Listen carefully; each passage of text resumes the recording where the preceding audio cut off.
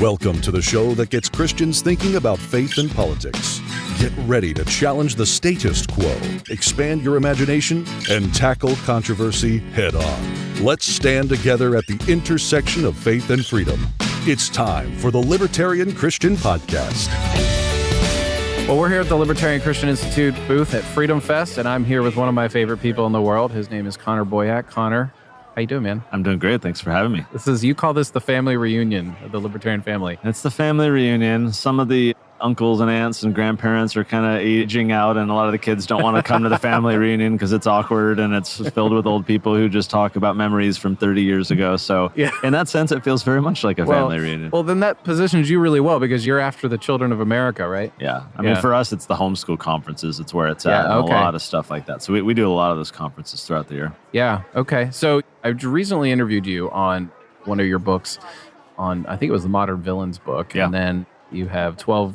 What's the name of the Tuttle Twins version? Ours is called the Tuttle Twins and the 12 Rules Boot Camp. 12 Rules Boot Camp. I was going to quote Jordan Peterson's actual title, and that's not your title. Yep. And also what is not yet arrived at our doorstep is the history book. The volume 2 of the history book. So I want to talk a little bit about that. Perfect. Tell us what the first volume, just kind of introduce that, and then what does this cover, the new one? Well, these history books, American history books, started because we had identified that in all the social studies books out there that kids are being taught history with, they're full of names and dates and facts and all the minutia.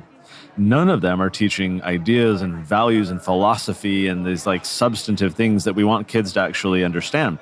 And so I had heard this quote, everyone's heard this quote, those who don't learn from the past are condemned to repeat it. The problem today is that kids are not being taught to learn from the past. They're simply being taught about the past. And that's different. That's very passive. It's very kind of disengaged. And we think instead that we need to find ways to get kids to learn about the past, yes, but then learn from it and say, okay, well, they had that incident 200 whatever years ago, and that's kind of like what's happening today. What can we learn from the debates and the outcomes in the past to apply to today? So our books use storytelling. They're not textbooks. They're not dry, boring, whatever, just fun stories about history. But the point is that throughout, we're teaching kids about the philosophies, the values, the debates, the ideas to say, here's what happened back then, and here's a modern example, and what do you guys think about applying it? So that's kind of the idea. Now we got 2 volumes. They're each about 250 pages, hardback, fully illustrated, and we got room to grow. We're going to do hopefully volume 3 and 4 and keep it going. Sure. You're going to do 1,776 volumes, right? Over time? That's right. One a year, yeah. This is a legacy thing, right? Like you just got to keep going beyond your lifetime. Yeah, never ending. How do you approach the learn from the past piece? Because when it comes to things like, I think it was Matt Taibbi yesterday was talking about journalism, and there's this like moral clarity concept in journalism rather than just the raw facts. And like if you just tell people about the past in your situation, then they can sort of make their own conclusions or hopefully connect certain dots. When if you say, well, hey, we want to help kids learn from the past, right? You're in control of helping them know what to learn. So how do you take that approach without it going into propaganda, which has been an accusation that you've...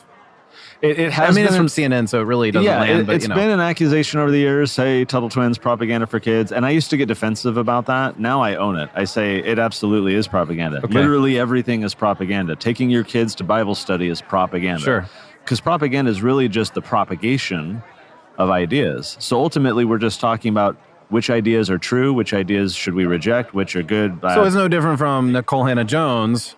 She's doing propaganda too with the 1619 Project. Right. It's just that interpretation. And that, yes, it's the interpretation. And more than that, I would say it's the context. So I step back and I say, why does history matter at all? Like I hated history in school. I hated all the textbooks and everything. I've got kids telling me what they think about history too. Yeah. And I didn't enjoy it. But later in life, I realized history is important precisely because I believe it's contextual. And what I mean by that is how we interpret our past is how we define ourselves now and what direction we see ourselves needing to go in the future. You look at someone like 1619 Project, it's an attempt to frame the past in a shameful light to discount the Founding Fathers, their classical liberal heritage and everything else, set that aside so that we can feel more empowered as, say, Black people with reparations and things today, and then go in a much more progressive Marxist direction in the future. So history is contextual because we're always framing it in a way that serves us today and in the future. With our books, our framing is, no, let's go back to the 1200s. Let's look at the Magna Carta. Let's look at Marco Polo and all the free trade, which led to exploration, which led to colonization, which led to America. Yeah. These are more interesting things because it's like, wow, when America is really the genesis of all these people simply trying to improve their lives and trade with one another for mutual advantage, then that's a very interesting definition for who I am today. I'm a product of people trying to seek a better life, and I can learn from them to try and seek my own better life in the future. And so I think history is critical because how we frame the past is how we define ourselves now and what direction we're going out in the future. And that's why I think we're in a battle right now over narratives of the past, and because it's all about who we are today. Who can own the narrative is sort of how you can propagandize. Hey, folks, I just want to take a break from our episode to ask you to consider becoming an LCI insider. We want everyone to feel engaged and excited about what LCI is doing. And the best way to do that is if you become a monthly supporter at $20 or more per month, you will become what we're calling our LCI insiders. You get some free gifts. You get an exclusive Christ is King magnetic lapel pin. They give you 2 copies of Faith Seeking Freedom. We send monthly ebooks months ahead of when they're released on our public website. You can get discounts on our swag on our online store, and you get exclusive invites to our quarterly live streams with the LCI staff. In addition to that, whenever we do publish something like a physical book like Strangers with Candy, we'll also send you those as well. So the best way to stay up to date on what we're doing and to support what the Libertarian Christian Institute is doing, including supporting the podcast you're listening to right now, is to become an LCI insider. So to do that, go to libertarianchristians.com/donate and then choose recurring monthly gift, and you'll be added to our list automatically. Thank you for your support, and I'll let you get back to the podcast. So the issue of the American founding, earlier today, Brian Kaplan bit the bullet, as he says, when he was asked about whether or not the Americans should have rebelled against Britain, or against the colonists. And he was kind of like, yeah, I think it was a big mistake. But here we are. It actually happened. There was a rebellion. We won the war, all of that. And that is part of our American mythos. How critical is that to the ideas of classical liberalism that we both sit here and endorse? I mean, obviously, you're going to teach American history. It's going to be part of that mythos. But for you, how important is it that the American Revolution had to happen? Well, I'll give you kind of a particular example. I'm going to fast forward a little bit beyond the revolution and go to the Constitution, because we could say the same thing about the Constitution. Like, yeah, revolution was justified, but did we really need a Constitution? Should the colonies, the states have ceded their power and change the Articles of Confederation? And I remember, like most high school kids, and I'm a graduate of what I call the public fool system. And in school, I had to read the Federalist Papers, which is propaganda. It was pro-Constitution puff pieces out in the news media at the time. Here's why we, need the Constitution. And so we read it, and we had to write reports on it and all the rest. Well, it wasn't until like after college that I learned that there was such a thing as anti-federalists, which is also funny because what we call today the anti-federalists were actually the true federalists. They were the ones saying no to the Constitution to preserve federalism. Funny. And yet the Federalists, all these guys, it was a total PR move. They called themselves Federalists, even though they were subverting the federalism to try and create a national government. And then they branded their opponents as the ones being against Federalists, even though they were the true Federalists. Very fascinating stuff. Okay, you just cleared something really up for me, because I've often been like, well, wait, am I a Federalist or an anti-Federalist? I'm like, well, why were the anti-Federalists the bad guys? Okay, now that totally clears it up. And so when I finally went and read the anti-Federalists and all their warnings about the Constitution, I'm like, holy crap, these guys were actually dead on with a lot of this stuff, right? And we see now, 2 centuries later, the outgrowth of the consequences of doing that. So then it causes me to pause and say, all right, have I grown up in this kind of indoctrinated environment in which Constitution is glorified and it's all the, everything, because history is written by the victors. And in that case, the so-called Federalists were the victors. So in our books, what we're trying to do is resurface some of these things and be like, hey, there's such things as quote unquote anti-Federalists. Not everyone agreed with this. Yes. Right, exactly. And so back to the revolution, same thing. It's like there's a fascinating book. I wish I would have been prepared for this, but there's a book that surfaces all of the speeches and remarks from pastors and ministers in colonial America who were opposing the Revolutionary War.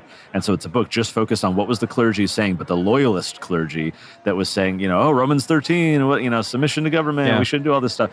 So it's just fascinating to me when we can go back and find those dissident voices who are different from the victors, because our framing of history is so often confined by how the victors have framed the narrative. So what we're trying to do for kids is just surface the other arguments and say, well, who do you think was right? Like, let's actually realize that there were these different arguments and then evaluate them. Sounds like you're propagandizing kids to think. Shameful, right? Isn't that? That's very controversial these days to to do such a thing. There was actually a survey, funny you mentioned this, recently. It was like 50,000 parents, very very robust survey. And they asked parents to identify all the different reasons why they think that we need K through 12 education. Like, why do we educate kids? You talk to the Common Core people for the past decade, and it's to make them college and career ready. That was the term, right? And so parents, out of like 50 some odd criteria, that was ranked down at like number 40. Parents are like, I don't send my kid to school, homeschool, private school, whatever. I don't send them to get them college and career ready. Top two things that parents said, this is why education of my children matter. Number one was practical skills, had to actually like do stuff. Number two was critical thinking. Okay. And so parents rank this at the very top. But most schools, almost all schools, most curricula, most textbooks, most teachers are not inspiring critical thinking. It's just this authoritarian education model of like, you must learn this because some school board once upon a time said that you must. Well, and I recently started thinking about the way in which I appeal to arguments just when I'm having conversations with people. And I started realizing that I was sort of inculcated in the idea that what you say has to find its authority in someone else who's an expert. Obviously, there's an element to that. I'm going to come to you when I want to know about how do I, if I wanted to write a curriculum, I might come to you and be like, hey, you've done this before. So there's that. But the idea of you sit there and you just imbibe somebody else's knowledge and wisdom might be a little different concept. But in terms of like the schooling model, it's just like, nope, you sit there and listen. We have things to tell you. Whereas schooling is changing. I would say in the next probably 50 years, we're probably going to realize that we did it really badly 100 years ago. I sure hope so. I hope we realize that sooner than that. I mean, if anything, COVID was helpful in that regard to wake a lot of parents up and be like, hey, things are... But I often like to share the quote from Vadi Bakum, who said that parents shouldn't be surprised when they send their children to Caesar's schools and then the kids return home as Romans. Yeah. It's like you can't... forever cede to your ideological and even religious adversaries the upbringing of your children during their most intellectually developmental formative years, and then be shocked when they go off the path, whether religiously, socially, economically, politically, or whatever. So to me, it's a plea for intentionality with parents and say, you need to take ownership of your children's upbringing. You need to propagandize them in a good way because everyone else is going to be trying to do it from their differing perspectives. And if you're not playing that game to try and teach your kids truth, other people are going to send them down wandering paths. Yeah. Where's the best place to buy the book, the new history book? TuttleTwins.com/history. Okay. We got a bundle where if you don't yet have the first volume that came out last year, you can get both volumes together, or you can buy them separately. And each book comes with 200 pages of curriculum activities. So you read a chapter in the book, and then there's a bunch of little lessons and activities that you can do. And then the full audio book as well. It's like 6 hours of audio content and then some bonus videos. So it's like a bundled deal, TuttleTwins.com/history. All right, Connor, it's always a pleasure to talk to you. Thank you, sir. Thank you for listening to another episode of the Libertarian Christian Podcast. If you liked today's episode, we encourage you to rate us on Apple Podcasts to help expand our audience. If you want to reach out to us, email us at podcast@libertarianchristians.com. You can also reach us at LCI Official on Twitter. And of course, we are on Facebook and have an active group you are welcome to join. Thanks for listening, and we'll see you next time. The Libertarian Christian Podcast is a project of the Libertarian Christian Institute, a registered 501c3 nonprofit. If you'd like to find out more about LCI, visit us on the web at libertarianchristians.com. The voiceovers are by Matt Bellis and Catherine Williams. As of episode 115, our audio production is provided by Podsworth Media. Check them out at podsworth.com.